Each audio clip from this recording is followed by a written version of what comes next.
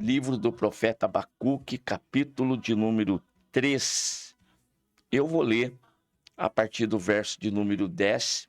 Ouvindo-o, o meu ventre se comoveu, a sua voz tremeram os meus lábios, entrou a podridão nos meus ossos e estremeci dentro de mim.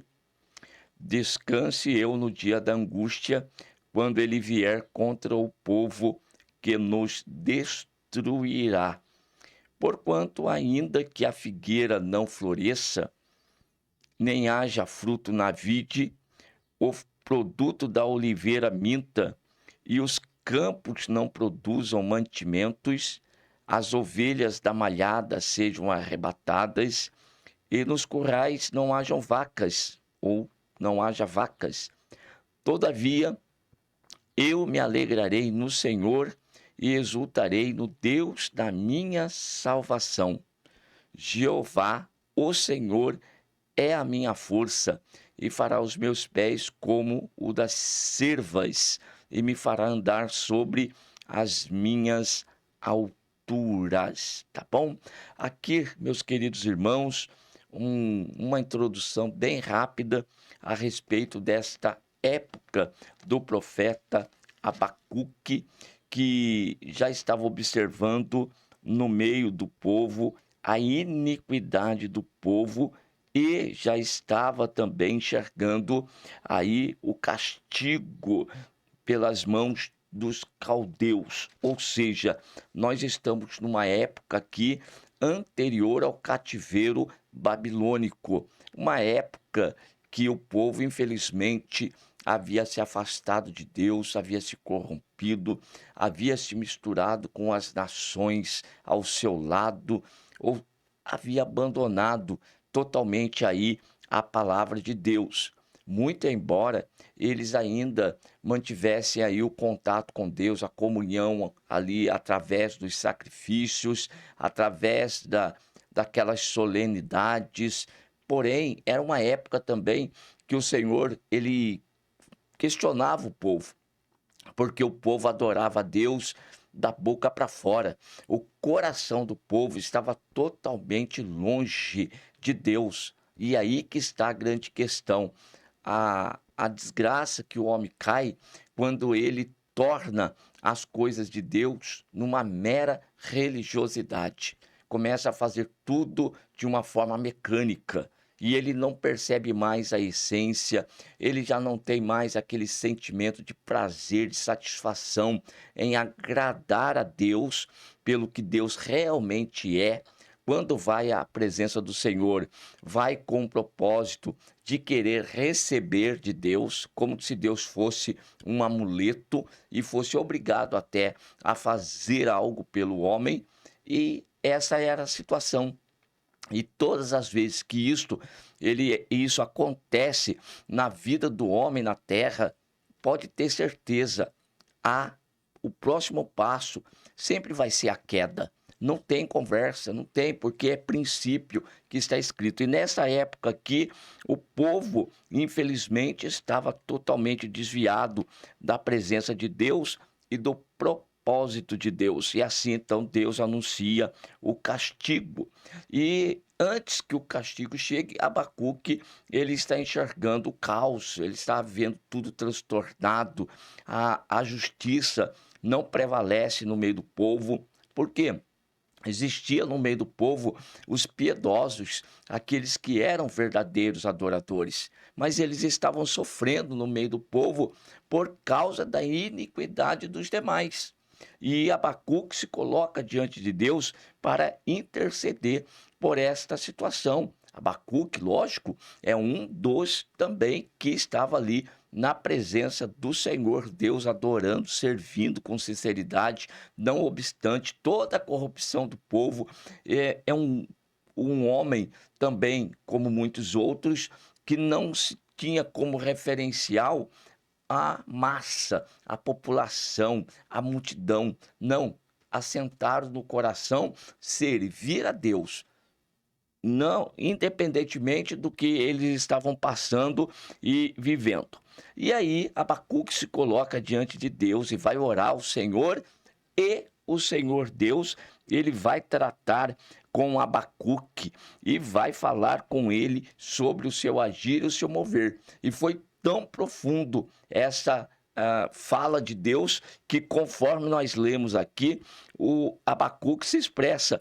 Quando ele ouviu, o ventre se comoveu, a voz tremeram, tá? Os lábios tremeram e entrou a podridão nos seus ossos e ele se estremeceu até dentro de si mesmo. Mas a palavra do Senhor foi tão poderosa que ele disse: descanse eu no dia da angústia, quando ele vier contra o povo que nos destruirá. Ou seja, haverá um momento em que o povo vai ser levado cativo, mas depois haverá um tempo também que Deus vai vingar a nação que destruir o seu povo. E aí, Abacuque, ele faz a sua oração: porquanto ainda que a figueira não floresça, nem haja fruto na vide, o produto da oliveira minta, os campos não produzam mantimento, ovelhas das malhadas sejam arrebatadas, nos currais não hajam vacas, ou não haja vacas, todavia eu me alegrarei no Senhor e exultarei no Deus da minha salvação. Esta é a principal lição. No meio de tanta turbulência, no meio de tanta tribulação, qual que é o papel daquele que é o verdadeiro adorador? É confiar no Senhor, é esperar no Senhor, é se alegrar no Senhor. Não deixe de servir a Deus com integridade, não deixe de servir a Deus com retidão. Embora nós olhemos para o nosso lado, cheio de pessoas descompromissadas, sem responsabilidades com Deus, vivendo fora dos padrões da Bíblia Sagrada, não vivendo mais em santidade. E às vezes nós observamos, parece que não está acontecendo nada com ele. Ele vive igualzinho a nós, Deus também não corrige, Deus não traz juízo. É como se aquilo que ele está fazendo esteja certo, tá bom? Porque não existe nenhuma correção, não existe nenhum juízo. Não se engane, o momento da correção vai chegar, o momento do juízo vai chegar. Vai chegar o momento em que nós vamos comparecer ante o tribunal de Cristo e nós vamos dar conta de tudo aquilo que nós fizemos através desse corpo. Então, que nós não venhamos ter pessoas ímpias como nosso referencial, que nós venhamos ter Cristo Jesus, este sim, olhando sempre para ele, o autor e consumador da nossa fé. E dessa forma, nós possamos nos alegrar no Senhor. Não somente nos alegramos em Deus quando tudo vai bem. Não nos alegramos na presença de Deus quando as portas estão se abrindo. Não só nos alegramos na presença do Senhor quando nós temos as nossas orações respondidas. Nós nos alegramos perante o Senhor, não pelo que Ele faz por nós, mas nos alegramos na presença do Senhor pelo que Deus, Ele é. O Deus Todo-Poderoso, o Criador dos céus e da terra, a quem pertence a honra, a glória, o louvor e a adoração. Aquele que nos sustenta com sua graça e com seu poder. É Ele que tem poder para nos livrar, para nos guardar, para nos manter firmes e constantes e sempre abundantes na sua obra. Por isso, vamos adorar, vamos nos alegrar. O que é que traz alegria para o meu coração? As coisas que estão ao redor de mim? São elas que me influenciam? Não. A influência interior que eu tenho vem do céu, vem de Deus, é dele. Portanto, pode acontecer o que acontecer aqui para o lado de fora. Dentro de mim eu vou ter paz, eu vou ter alegria. Então eu disse para vocês que faria uma correlação com os Salmos de número 46, quando o salmista diz: o Senhor, Ele é o meu refúgio e Ele é a minha fortaleza, o socorro bem presente na angústia. Veja como que existe o paralelo entre esse texto do salmista e também com o texto de Abacuque, embora não seja da mesma época. Pelo que não temeremos, ainda que a terra se mude, e ainda que os montes se transportem para o meio dos mares. Olha só, ainda que as águas rujam e se perturbem, ainda que os montes se abalem pela sua braveza. Um cenário também do caos aqui. Todavia, existe uma pessoa em que no seu coração habita a presença de Deus. O Senhor está conosco. Você tem essa plena certeza? Você pode, nesta manhã, falar com convicção de que Deus, Ele é o seu socorro, Ele é a sua fortaleza, o seu alto refúgio? Existe essa convicção? Bem, se for isso verdade, dentro de cada um de nós, pode ser que aconteça na nossa caminhada e jornada, ocorra o verso 2 e o verso 3, mas não tem problema. Há, conforme o verso 4, um rio cujas correntes alegram a cidade de Deus, o santuário das moradas do Altíssimo.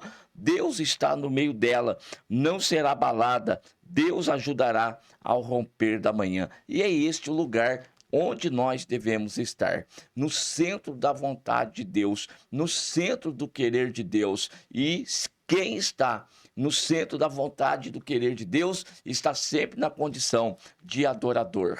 Eu adoro a Deus pelo que Deus é, não é pelo que Ele faz, não é pelo que está acontecendo ao meu redor. Se fosse assim, eu não adoraria. Se fosse assim, eu não serviria a Deus, tá certo? Porque os dias são difíceis, são complicados, mas quando nós olhamos para Jesus, autor e consumador da nossa fé, e nós vemos como que Deus, Ele nos amou ao ponto de ter entregado seu único filho para morrer por nós na cruz do Calvário, para nos resgatar das trevas e nos trazer para a sua maravilhosa luz, então só nos resta adorar. E esse é o propósito do nosso coração, é adorar o Senhor diante da beleza da sua santidade. Vamos fazer como Paulo e Silas também, que estavam numa prisão, já tinham sido chicoteados, estavam o corpo todo machucado, mas embora estivesse passando por todas essas adversidades, perto da meia-noite, oravam e cantavam hinos de louvor e adoração ao Senhor Deus. Não importa aquilo que está acontecendo ao redor. O que importa é que o Senhor, Ele tem me mantido em sua presença. É que o Senhor me escolheu. E se Ele me escolheu para ser um dos seus servos aqui na terra, então por essa razão eu vou adorar, eu vou louvar, eu vou me alegrar no Senhor e vou exultar no Deus da minha salvação. Amém.